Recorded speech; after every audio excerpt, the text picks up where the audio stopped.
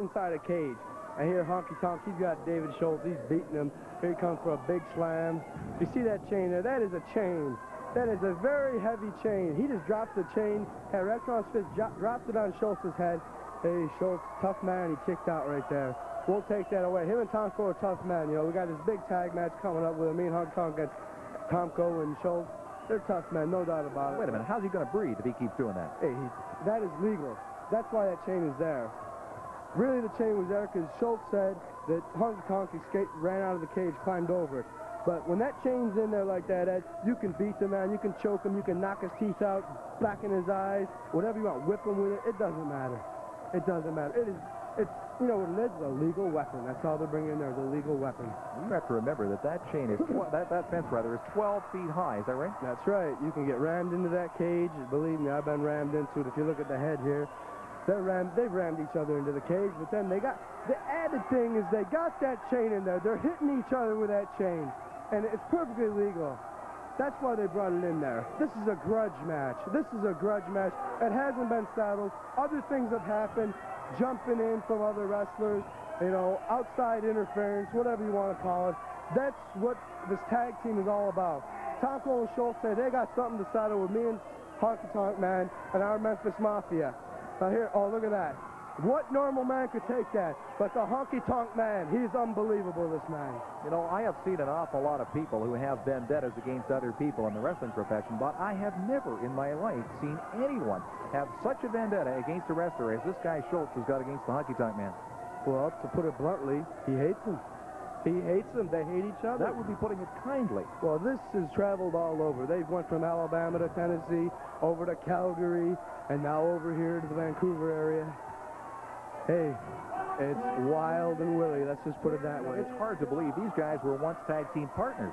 That's right, but whatever their personal feelings were for each other, they've got hatred in their souls for each other now, and it is all-out war.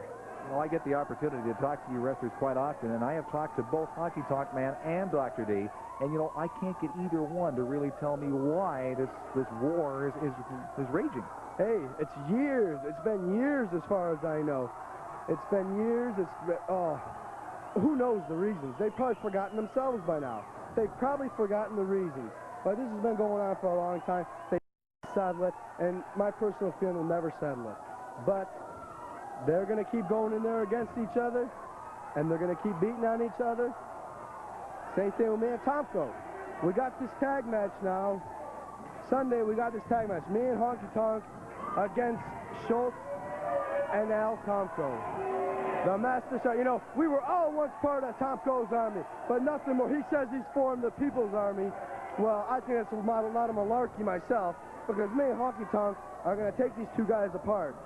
We got our own reasons. I got my reasons against Tomko. Honky Tonk Man's got his reasons against Schultz. Schultz has got his reasons against me.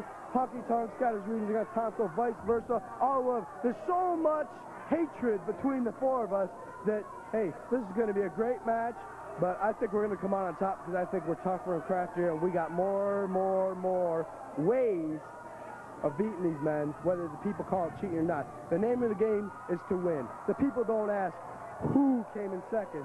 They say who won. That means whose hands were raised in victory, and that's the way we're going to stay. Well, I have to admit, it'd be pretty hard to argue that point with you, but I mean, you just take a look at what's going on here on the screen. You can see now Honky Tonk has got Dr. D into the ropes. He has got that chain around his neck, and of course, he didn't politely put it there. He rammed that chain into his neck. He just hit the referee. Evidently, he's disqualifying him. He's disqualifying Honky Tonk Man. All right, he's still got the chain wrapped around him. He's hit the referee again. Okay. Well, now, see, here comes a bunch of Schultz's friends, okay? Now, you see who hit that ring first. Schultz's friends hit the ring first to pull the Honky Tonk Man out from a massacre. A massacre. The St. Valentine's Day Massacre, that's what it would have been. The Texas Chainsaw Massacre. But look at all these guys. They got to hold Honky Tonk Man. They got to pull these men apart. This is hatred, Ed. This is hatred in the first degree. You're going to never see nothing like it again in the world of wrestling. That was quite a match, and now it looks like you've got everybody in the